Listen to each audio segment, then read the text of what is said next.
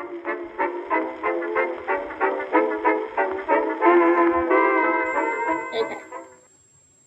So welcome everybody to History Room Live.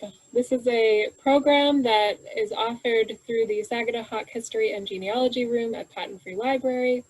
The purpose of this program is to expose you to resources and information that is available both in the History Room and available on the internet, because a lot of us are still social distancing. Even though the library is open, we understand that not everybody wants to be going out in times like this. So today's presentation is going to focus on research that you can do at home, online, for free, through Digital Maine Library. While I can still see some faces, can I get like a show of hands of people who have used Digital Maine Library before? Okay. So from what I can see, it's about half and half, and that is basically what I expected, because I didn't even really know about Digital Maine Library for a long time. One thing to know is that it was formerly Marvel, the Marvel database, until about 2018, so that's something that you may be familiar with.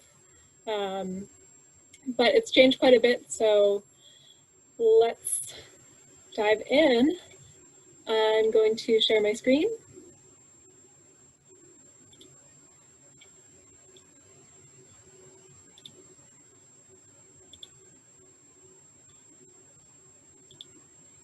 And what I'm hoping that you see is a document is two windows. One window which has a PDF and the other which has a web browser. Is that what you see? And also I'll get this Zoom meetings thing out of the way. Karen, can you confirm? Yes, sorry, it took me a minute to unmute the thing. Yes, we're good. Okay, great. So let's get through this. I'm Jill Pikett-Roy. I'm the Archivist and Special Collections Librarian at Patent Free Library, and today I'm talking about Digital Maine Library. So I'll tell you a little bit about the resource. I'll tell you about online databases in general, and then I will show some of the databases that are available. I'm going to focus specifically on databases that may be interesting to you if you're studying local history topics. So Digital Maine Library can be accessed very easily through this URL, library.digitalmaine.org. Usually when I'm going to access it, I just Google Digital Maine Library or Maine Digital Library, and it is the first result. So that is quite easy. This is what you see when you visit Digital Maine Library. You can find out about Digital Maine Library through the About section. That's going to tell you a little bit more in detail about what makes this amazing resource run. I'll tell you that this is a free resource for anybody in Maine with an internet connection. So you can access it at home without jumping through any hoops, as long as you're within the state of Maine. If you're not in the state of Maine, you can also access it with a Maine library card. And if you don't have a Maine library card, there are ways of getting one, but you can also check with your state to see if they have something similar. A lot of states do. So this is provided through the Maine State Library. As I mentioned a minute ago, it replaced Marvel in 2018, so it's still a little bit new. I'm going to point out a couple of resources for just learning about this resource, which is getting started with Digital Maine Library is one of those. There's a great FAQ, can answer lots of questions about how this resource works. I can see that it's loading. Here we go. So definitely take a look around this site. You can see that there's a lot of great background information here. Another resource is the video tutorials. These are hosted on Niche Academy, And a lot of the databases that you can access through Digital Maine Library, they're from large organizations like Gale or ProQuest, and those organizations put out these wonderful professional video tutorials about how to use each type of database. So for instance, Academic One file, if I click on this, it takes me to a video, just a minute long, that kind of gives you a tour of that particular database. They are all set up a little bit differently, which you'll see a little bit later, and so it can be really helpful to use these. I'm not going to go in as much detail as these videos go into, so I definitely recommend them. Let's head back to Digital Maine Library homepage. And I want to share a little bit more about what an online library database is going to be. Some of them take the form of indexes, which really point you to a resource that you'll have to go find somewhere else. I'll show you an example of that in just a moment. So that's something like maybe you have a favorite periodical and you want to know what articles have appeared in that periodical. You can go to an index and look at the articles that have appeared, identify them, and then if you are unable to find the full text of that article, you can actually email the reference desk of your local library, and they can usually get you a copy. So indexes may not seem so useful at first glance because they don't actually take you to the article that you're looking for, but they can help you find the title and the author and the publication date and the, the title of the magazine that they're published in. And you can pass that information on to a librarian and they can get you to the resource that you're looking for. So it is a really powerful tool. And not everybody knows that you can actually do that, that you can ask a librarian to get you a copy of an article that you would actually have to pay for somewhere else. Another type of database is the full text database. People love those because those are the ones that actually take you straight to the resource. A lot of databases that have full text resources available also function as indexes. So sometimes you will look for an article and you'll find the full text. Sometimes you'll look for an article and you'll just find the basic information about it. So that's something to be aware of. There are also databases that are data sets, like what was formerly known as American Fact Finder and is now known as the US Census database. And then there are databases that contain mostly primary sources, and that is something like Ancestry Library Edition, MyHeritage, Maine Memory Network. So what we're going to focus on today is mostly the databases that are indexes and that are full text databases. Another thing that I need to go over is that there are lots of different types of ways to use a database. There's the very popular keyword search. Most of them also have advanced search options. Many of them have what's called faceted browsing, which if you've ever shopped online, you're familiar with faceted browsing. It's the mechanism that allows you to narrow down your results. Say you're looking for a sweater, but you want a sweater that's size medium and you want a blue sweater. Those are facets. And then there are visualizations. I don't know if I'll have the time to show you what I mean by visualization, so I will not explain that at the moment because I want time for interaction later on. So before we take a dive into Digital Maine Library, I'm just going to highlight some of the databases that we could cover. I don't actually know how many there are available in Digital Maine Library, but I picked out, it looks like 12 or 15 that I think could be relevant to you if you're doing local history research. I'll show you Agricola. I'll show you American Fact Finder. There's also the Diversity Studies collection, the Fine Arts and Music collection. Gale legal forms could be interesting if you're looking at, probate records and you want something to compare them to.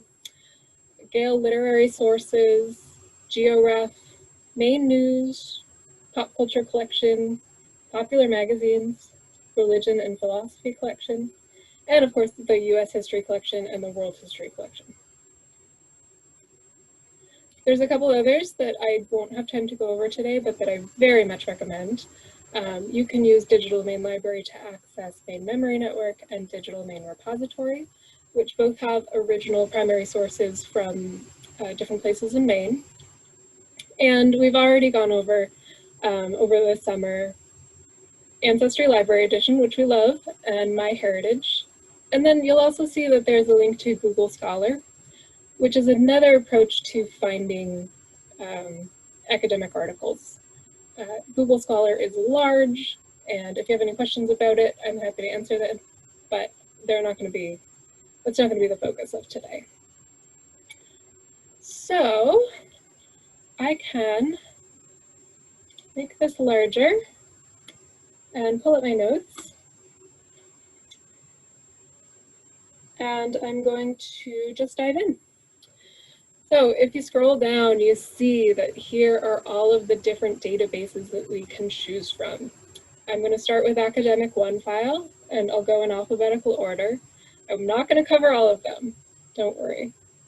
In Academic OneFile, you see that you have a nice keyword search box, and then you also have the option to do an advanced search.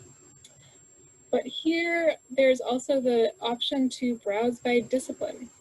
Because Academic OneFile is a database that covers a lot of different topics, they've actually broken it down for us into some of the top topics that they cover. Here's history, one of them. And within history, I can narrow down even further to some subtopics. I like social movements, so let's take a look at what we see here. It looks like they have 464 results from academic journals that cover social movements. We can narrow further by filtering, and that's similar to faceted search like I was telling you about. We can look at subjects, which tell us a little bit about some of the even more specific topics that we might see in these results.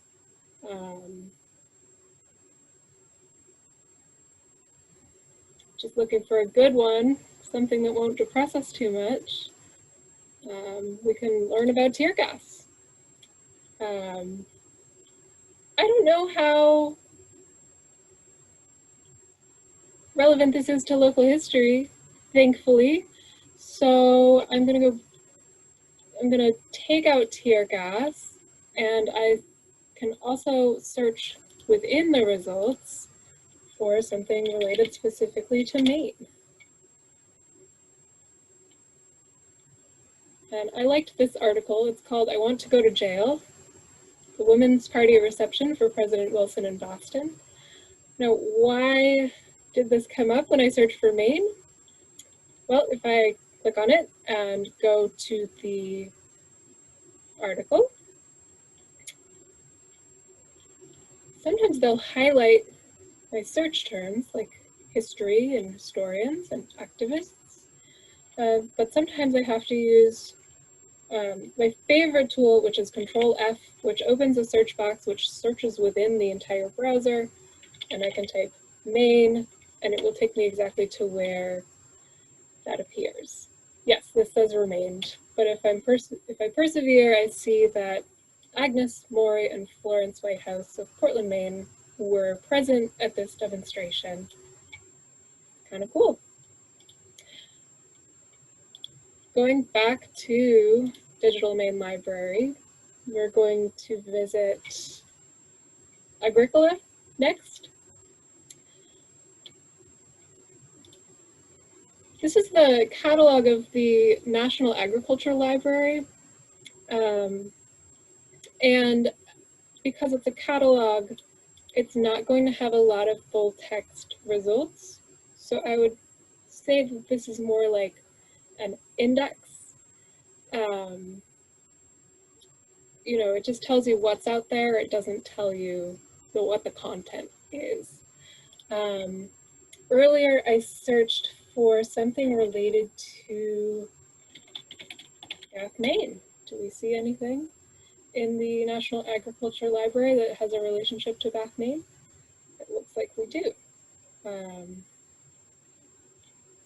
We find a seed catalog, and this is nice because this actually does link to what is probably the resource. I haven't identified what the relationship is to Back Maine, but maybe the resource itself will tell me.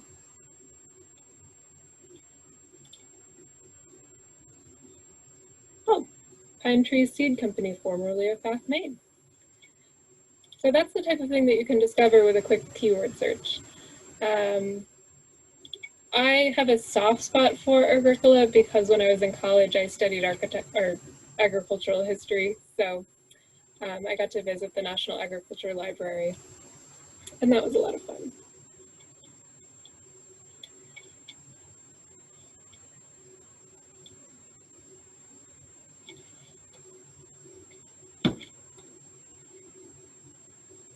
Next, I'm going to take you down to American Fact Finder.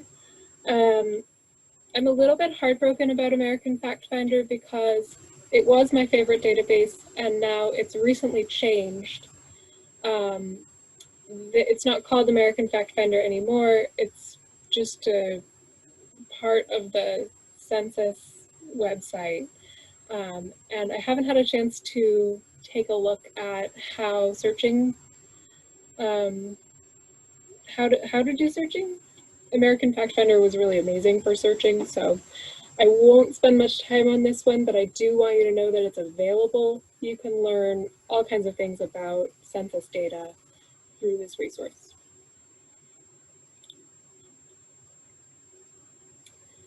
So I'm going to skip over Ancestry Library Edition because you've heard a lot about that already this summer. I will point out that there are a lot more databases that I didn't mention, like the Culinary Arts Collection or the Criminal Justice Collection, that may be interesting to you, you know, in another area of your life that isn't focused on local history or genealogy. So definitely take a look at those when you can. I am going to scroll down to Gale Literary Sources.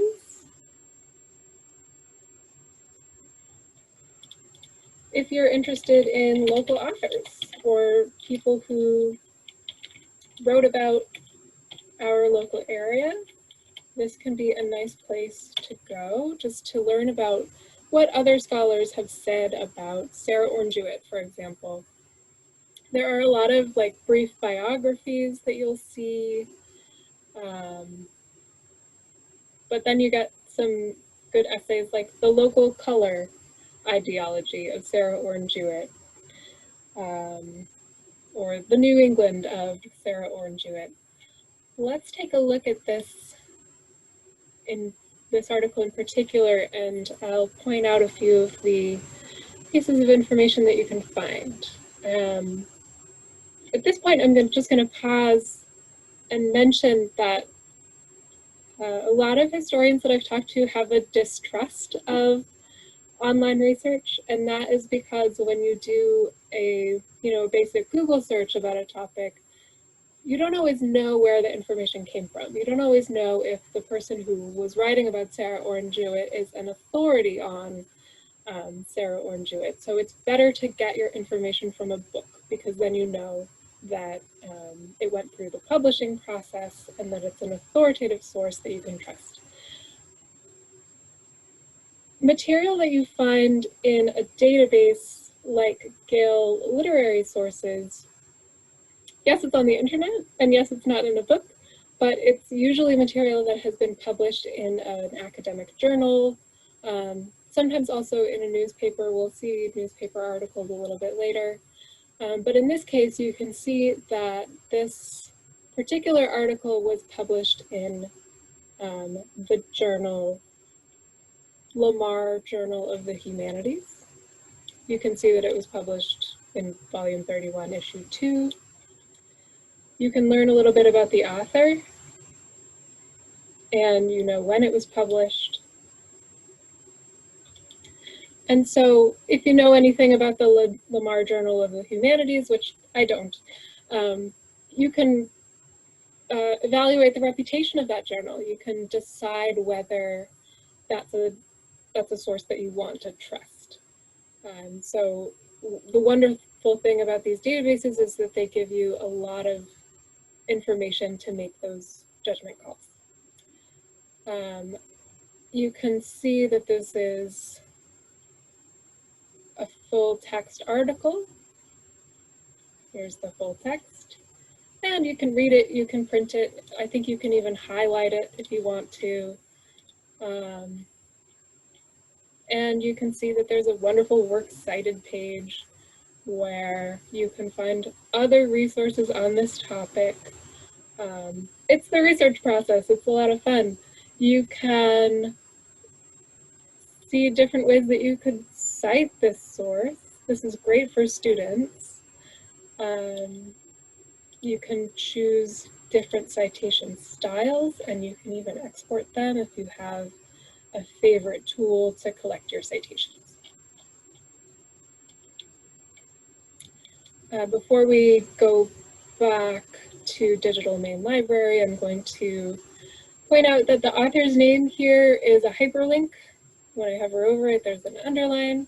So if you click on that, you can see some of the other articles that this person has written and get a sense of what her interests are and what her what she studies. So that can also be a very useful approach. We're going to go back again to Digital Maine Library.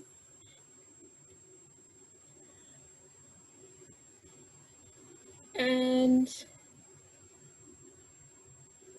let's see, what's next? GeoRef. I'm excited about this one. Jack Martin was here earlier and he was helping me prepare for this presentation. So I had him give me a little profile of GeoRef and suggest something that I might search for. And I'm so glad that I did, because he found that if you just click GeoRef and then you go to this keyword search box and you type in what you want to look for, it's actually going to return a bunch of results. It's better to, in this case, scroll down to included databases and narrow it down to just GeoRef. I wish I could explain why that is, but I'm sorry to say that I can't. So we searched Arousic, Maine.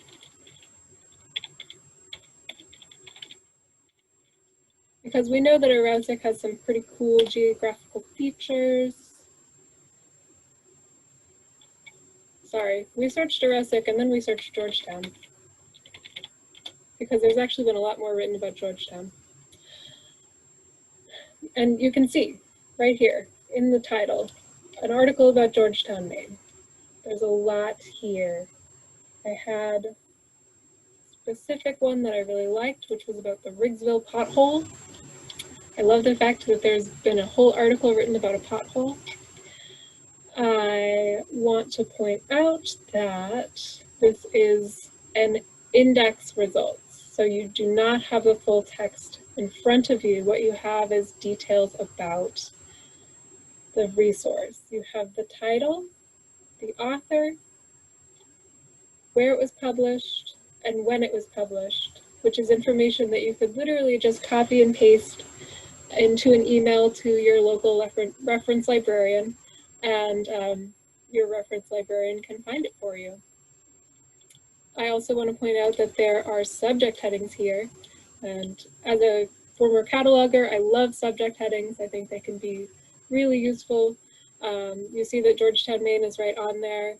You can use these to get a sense of what this Riggsville pothole article is about. It's about a glacial feature. It's about something to do with glaciers.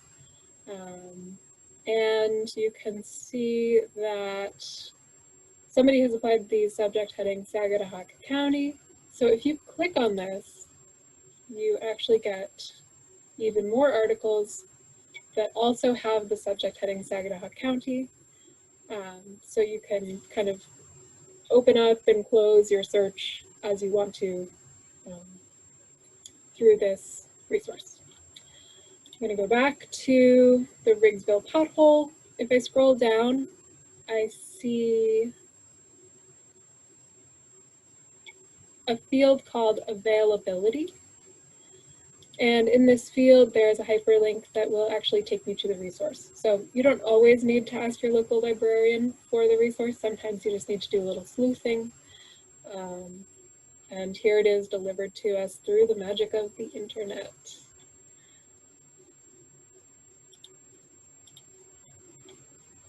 Just checking the time and heading back to Digital Maine Library.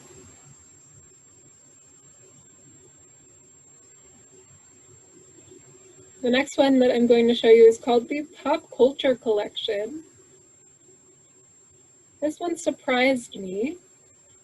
I just kind of poked around wondering if this was something that I should include in this presentation. Because pop culture has a history. And I actually just searched Maine. I wanted to know, what kind of pop culture is related to Maine. And you see, your typical Bon Appetit article about Portland. You see coastal Maine in all caps. Maine attraction. This one caught my eye. It's called The Burgeoning Empire, The Irving's Battle for Maine. And it was published in 1989. So I wanted to know a little bit about that. To me, 1989 is history. This is about the Irving Oil Company and their activities here during the time. Not something I know a lot about, but apparently the magazine called Maclean's thought that it was interesting enough to publish. I've never heard of Maclean's, so I can click on their name and find out about the publication. Apparently it's still published. It started in 1977 and it's based in Toronto, Canada. It's just a weekly news magazine. There's business news, world news. And so this tells me that this article about Irving Oil in Maine was relevant enough to a Canadian audience that Maclean's would publish it. So it's just kind of a neat, if this is something that you might do if you don't have like a specific research inquiry, if you just want to poke around, it's a neat way to learn about how our area is seen by the rest of the world, rather than reading a Bon Appetit article about Portland again. So I think I've got one more for you. If I scroll all the way down to the bottom of the, well, I actually found it. U.S. History Collection, easy. There's a World History Collection as well, which I mentioned, all the way down at the bottom. In U.S. history,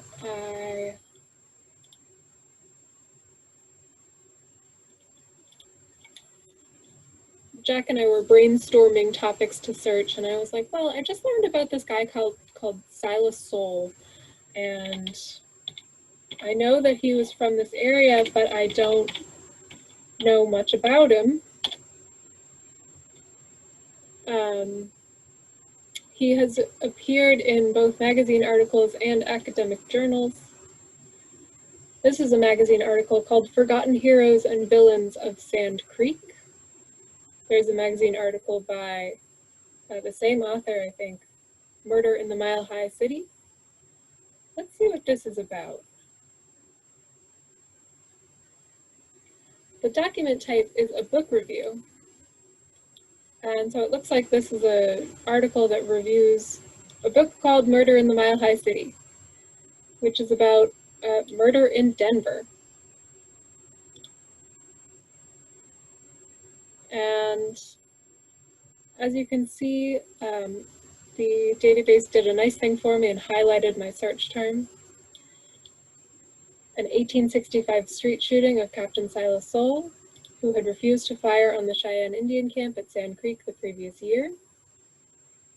So this tells me that this guy I'm interested in, Silas Soule, has appeared in a book, and perhaps I want to order that book through Interlibrary Loan to read more about him. It's 4:33, which is a little early to end the presentation, but I want to make sure there's time for questions, and I also want to see if there's anything you'd like for me to search using one of the databases on Digital Maine Library. So I'm going to stop sharing now. Surprise, surprise. I hope that wasn't information overload. It's usually information overload for me. So if you don't have questions at the moment, that's okay. But if you do,